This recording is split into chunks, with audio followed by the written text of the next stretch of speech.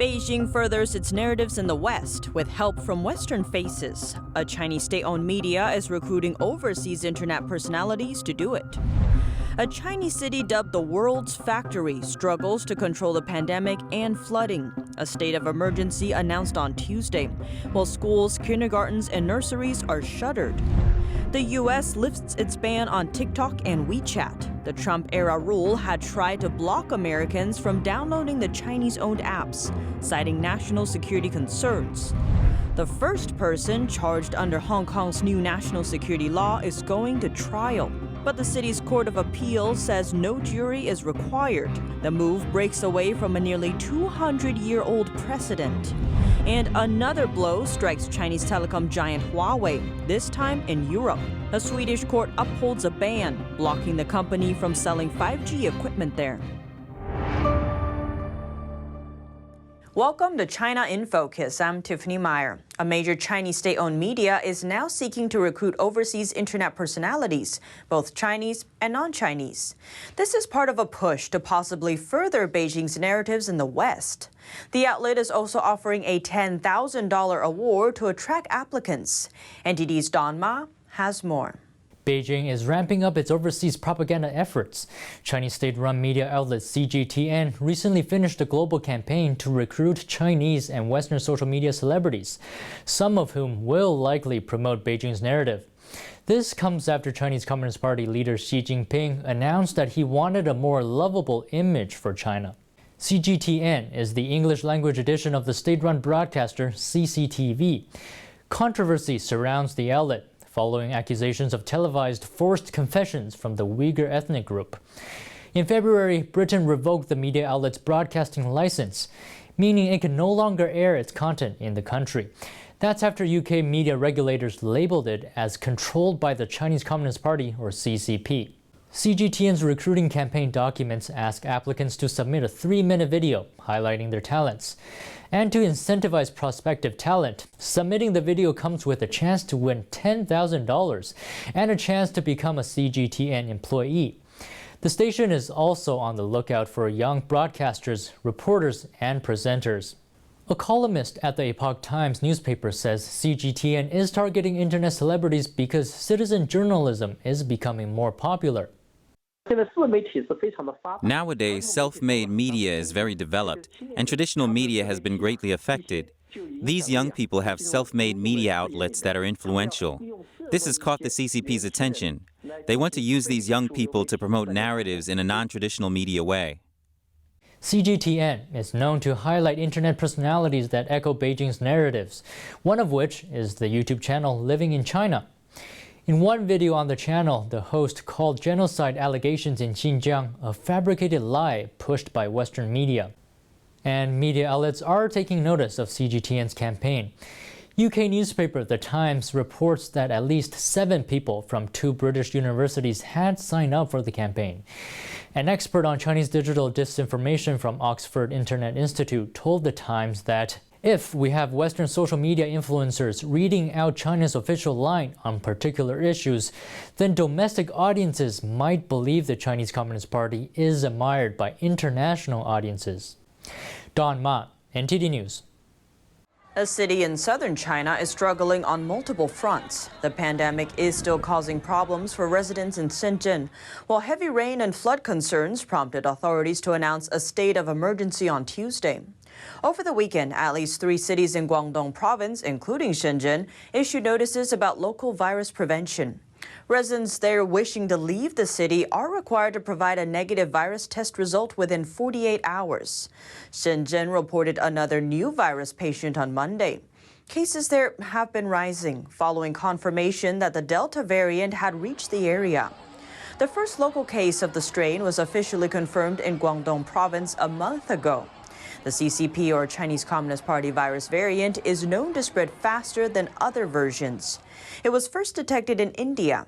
We cannot verify China's figures independently due to the Chinese regime's tight control over what information is released and its history of underreporting virus cases. Videos posted online show people in Shenzhen lining up to get tested. The director of the province's health department revealed last month that Guangdong province ranked first in the country for vaccination numbers. But shortly after, confirmed cases started appearing again, including in the cities that were among the first to receive vaccine doses. By the end of May, several of those cities went back under lockdown or partial lockdown. The situation hasn't improved. It's led some residents to question whether or not China's vaccine doses are actually effective. Aside from growing concerns about the pandemic, heavy rains have been drenching the city of Shenzhen since Monday. Local authorities already issued a red-level flood warning on Tuesday, the first of the year. The alert means business owners must now decide whether to close their doors for now or reduce work hours. Schools, kindergartens, and nurseries in the city are also shuttered. Weather forecasts say the downpour will persist until Thursday. Shenzhen is home to a huge manufacturing sector and has earned the nickname the world's factory. It plays a huge role in powering China's economy. The country's second-largest stock market, behind the Shanghai Stock Exchange, is also based there. China plans to keep its border restrictions for another year as virus fears persist within the country. This despite having administered 1 billion vaccine doses. The Wall Street Journal says this is because Beijing wants to be extra careful to ensure next year's Olympics go smoothly. China currently has great limits on the kind of travelers that are allowed in. Foreign nationals can only enter if they have a Chinese residence permit or if they have a certain visa. There are currently also travel restrictions between Hong Kong, Macau, and mainland China. The Wall Street Journal says when China eases travel restrictions, it will be for countries with high vaccination and low infection rates. Bat coronavirus researcher at the Wuhan lab, Shi Zhenli, denounces speculations about a possible leak at her lab as baseless. But a microbiology expert says her claims are hard to believe. The CCP virus pandemic is thrusting Chinese virologist Shi Zhenli into the spotlight. Shi is nicknamed Batwoman and heads a group that studies bat coronaviruses at the Wuhan Institute of Virology. Many have speculated that the virus may have escaped from her lab. Microbiologist and former U.S. Army lab director Dr. Sean Lin shares his insights. It is very clear to me that the Wuhan Institute of Virology, especially Dr. Shi Zhenli's lab, have a lot of the virus isolate as well as engineered virus stocks in their lab. The Chinese regime has forcefully rejected such a claim, and Shi herself has said very little publicly until last week. She told the New York Times that speculations about her lab are baseless and denied holding any source of the CCP virus before the pandemic. But inside a mine shaft in southwestern China's Yunnan province in 2012, a group of miners experienced a mysterious pneumonia-like illness after contacting bats. 3 of the miners died and 1 was hospitalized for several months. The sample was shipped to Wuhan Institute of Virology for a serology test, so they should be able to isolate virus from these patient samples. And it was several months the patient was hospitalized. They should have plenty of these samples. Shi and her lab have been doing many gain-of-function experiments on bat coronaviruses through genetic modification. This type of study basically speeds up the virus's natural evolution process. It's possible to make it jump from its natural animal host onto people. Shi argues this type of research helps society prepare for future outbreaks. This gain-of-function study can be easily adapted by military bioweapon programs. So Shi Zhenli can claim that her lab did not do it in purpose for gain-of-function studies, but she could have a lot of collaborators in People's Liberation Armies who are very interested in using her tools to develop bioweapons. Former U.S. Secretary of State Mike Pompeo recently revealed that the Wuhan lab was also engaged in military activities apart from its civilian research. Lin says many of the initial patients first identified in Wuhan had very similar viruses. That means they were infected simultaneously, suggesting that the outbreaks had multiple sources. So this scenario actually fit into the series of a lab leak, more than zoonotic transmission from animals to human. Shi appears to be furious over the accusation. In the interview with the New York Times, she accused the international community of constantly pouring filth on an innocent scientist. From another perspective, she was pushed to the front as a scapegoat for the Chinese government for their bioweapon program or their gain of function. Lin says Chinese scientists don't have independence under the communist regime. He explains that's why he thinks the real danger actually lies in the nature of the CCP and the party's aggression to take control of the world. So Chinese scientists are not necessarily dangerous scientists, he says. Meanwhile, Beijing is hitting back at the virus lab leak theory. Instead, it is pushing another theory, that the virus reached Wuhan through the frozen food supply chain from other countries. Coming up, the U.S. is lifting bans on TikTok and WeChat. The Trump-era bans try to block Americans from downloading both Chinese-owned apps over national security concerns.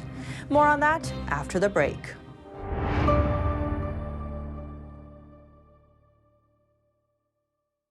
Don't let YouTube decide what information you get. That's your choice. YouTube is deleting our videos and cuts you off from a source of honest reporting.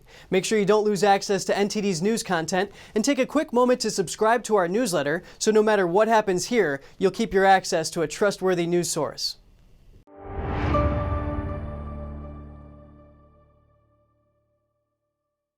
The U.S. Commerce Department says it lifted bans on TikTok and WeChat today. The Trump-era bans tried to block new U.S. downloads of both Chinese-owned apps over national security concerns. Conway G. Gittins has more. Trump-era bans against TikTok and WeChat were lifted Monday.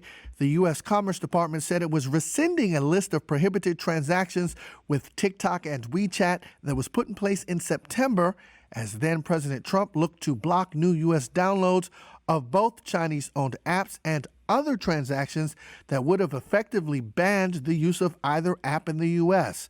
This is the latest reversal under the new Biden administration. Earlier this month, President Biden withdrew a series of Trump executive orders that sought to block TikTok and WeChat and ordered the Commerce Department to review national security concerns posed by the two apps and others. The Commerce Department was given 120 days to monitor software apps like TikTok and make recommendations on how to protect U.S. data acquired or accessible by companies that are controlled by foreign adversaries. A separate U.S. national security review of TikTok, launched in 2019, still remains active. Chinese telecom giant Huawei suffers another heavy blow in Europe. A Swedish court on Tuesday upheld a ban against Huawei selling 5G equipment in the country. The decision dashes the company's hopes of stepping back in Europe and retaliating against its Swedish rival Ericsson. Swedish telecom regulator PTS banned Huawei from supplying 5G equipment last October out of security concerns. Huawei challenged the ban in court. Now the company is considering its options. Huawei's regional executive vice president, Kenneth Fredriksson, says, "We will continue to fight for our right to be in the Swedish market." Beijing has previously asked Sweden to, as they call, immediately correct the mistake. The Chinese regime also hinted at potential retaliation against Ericsson. The U.S. labels Huawei as a national security risk and has put it on a trade blacklist. That's due to the company's ties to the Chinese Communist regime. A landmark decision in Hong Kong today. Hong Kong's Court of Appeal is denying a trial by jury to the first person charged under the new national security law. It marks a departure from Hong Kong's common law tradition. In a landmark decision in Hong Kong, the Court of Appeal has upheld a ruling to deny a trial by jury to the first person charged under a new national security law. The ruling marks a departure from the global financial hub's common law practice. The lawyer for Tong Ying Kit appealed after a ruling last month, said he would face a trial without jury, citing a perceived risk of the personal safety of jurors and their family members. Police say Tong carried a sign reading "Liberate Hong Kong, Revolution of Our Times," and drove his motorbike into officers during a protest on July 1st. They allege he knocked several officers down on a narrow street before falling over and being arrested. It was the first day the security law that Beijing imposed on the city was in force, targeting what China deems as secession, separatism, terrorism and collusion with foreign forces. The 24-year-old was charged with inciting separatism and terrorism. Hong Kong's judiciary describes trial by jury as one of the most important features of the city's legal system, a common law tradition designed to offer defendants additional protection against the possibility of authorities overreaching their power.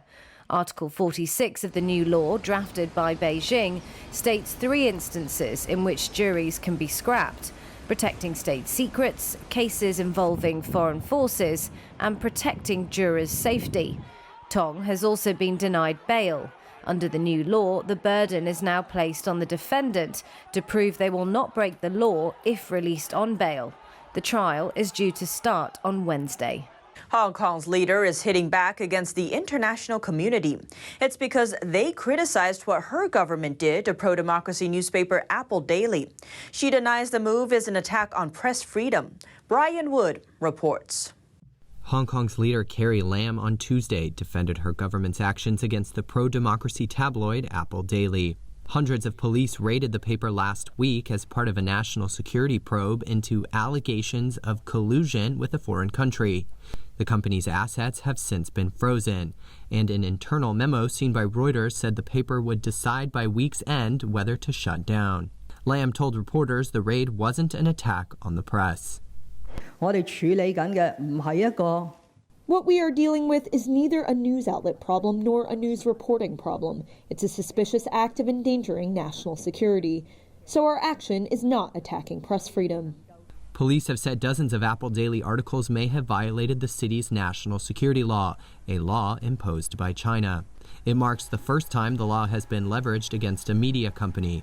Rights groups and Western governments criticized the move and expressed concern for press freedom in the Chinese-ruled city. An advisor to the jailed Apple Daily owner and Beijing critic Jimmy Lai told Reuters earlier this week the publication will shut its doors in a matter of days, likely by the end of this week. A director of human rights group tells NTD the CCP is sending a message through its recent actions against Hong Kong's Apple Daily. That is, Beijing wants to stamp out all criticism directed at it on a global scale. NTD's Don Ma has more. The CCP is sending a clear message to the world in its recent actions in Hong Kong. This, says longtime rights advocate and campaign director of human rights group Safeguard Defenders, Laura Harth. Authorities recently raided the headquarters of Hong Kong's pro-democracy newspaper, Apple Daily. They arrested 5 of the paper's directors and froze the company's assets. Apple Daily's cash on hand could run out in mere days. Now, do you think China is sending a message with this recent move? And what do you think Beijing's end goal is for Apple Daily and Hong Kong? Look, I think Beijing's end goal for Apple Daily and Hong Kong is very clear. They want to shut down Apple Daily. They want to send a very clear message to all the other press in Hong Kong.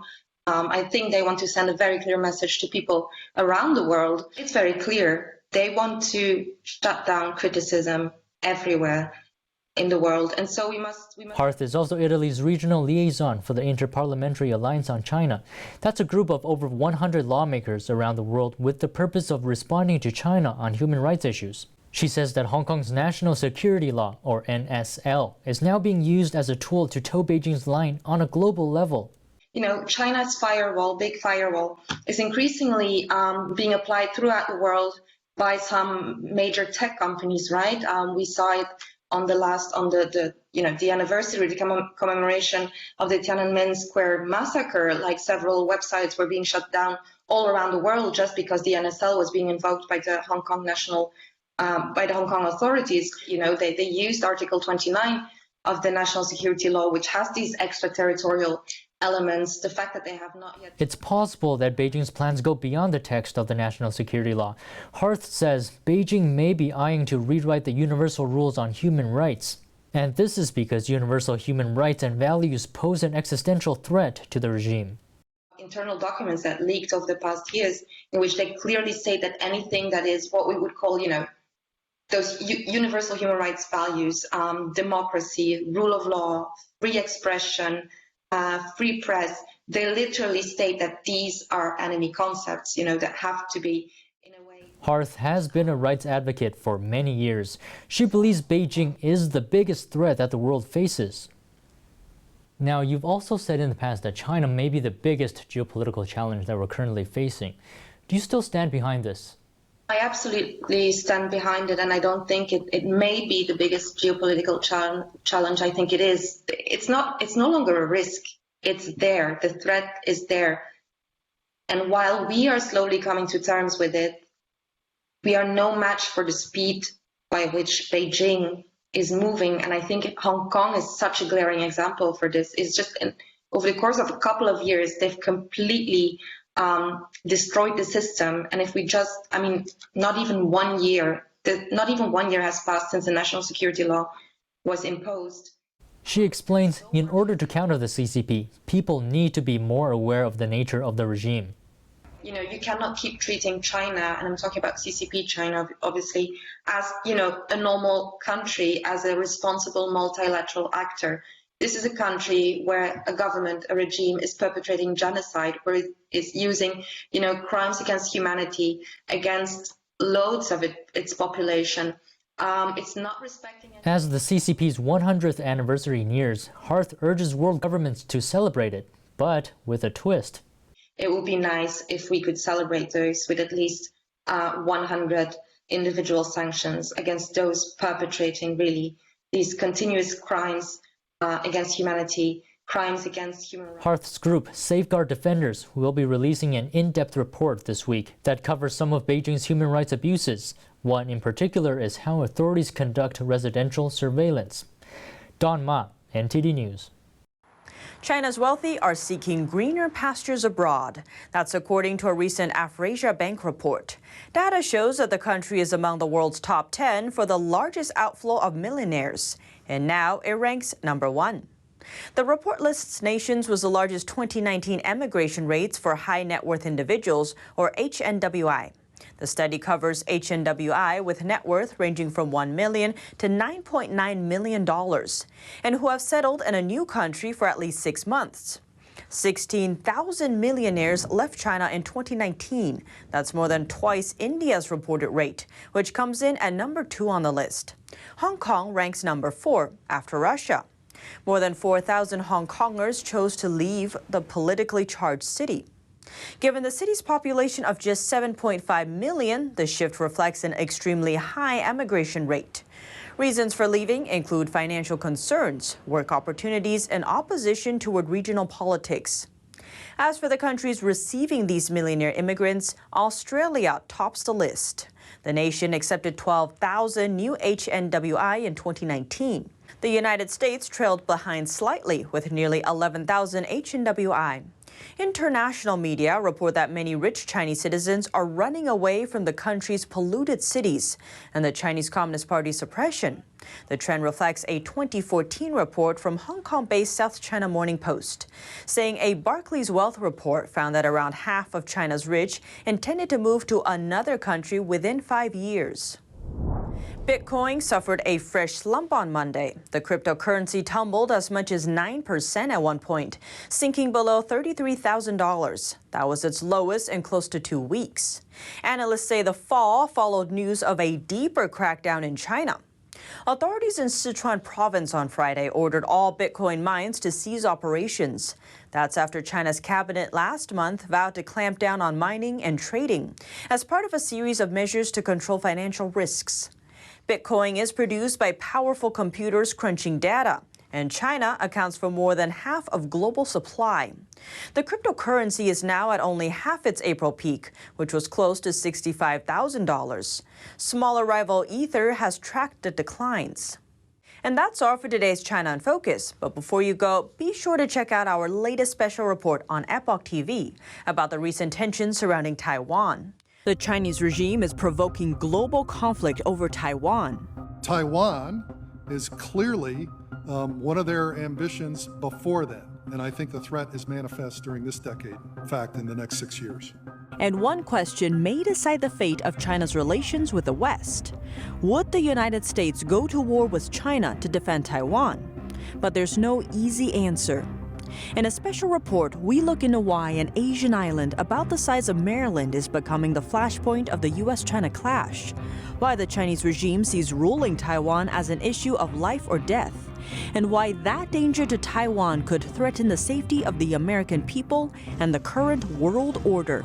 For the U.S. military, the CCP's military threat to Taiwan is part and parcel of their military threat to the United States, so the U.S. military must respond to them as one. To find out, check out our latest special report on Epoch TV. China in Focus is partnering with the platform, and that's where you can watch our exclusive content every Friday night. And then we'll explore questions like how China lures in foreign companies to steal their technology, how the Chinese regime is actively collecting health data on people around the world, how the ancient Chinese philosophy of good governance differs from the current-day communist regime, and much more. Be sure to check out these investigative episodes by clicking on the link in the description down below. And don't forget to subscribe to this channel if you really want to understand what's happening with China. You can still watch our Monday to Thursday episodes for free on YouTube, NTD Cable TV, the NTD website, and the Epoch TV website. Thanks for watching, and see you tomorrow.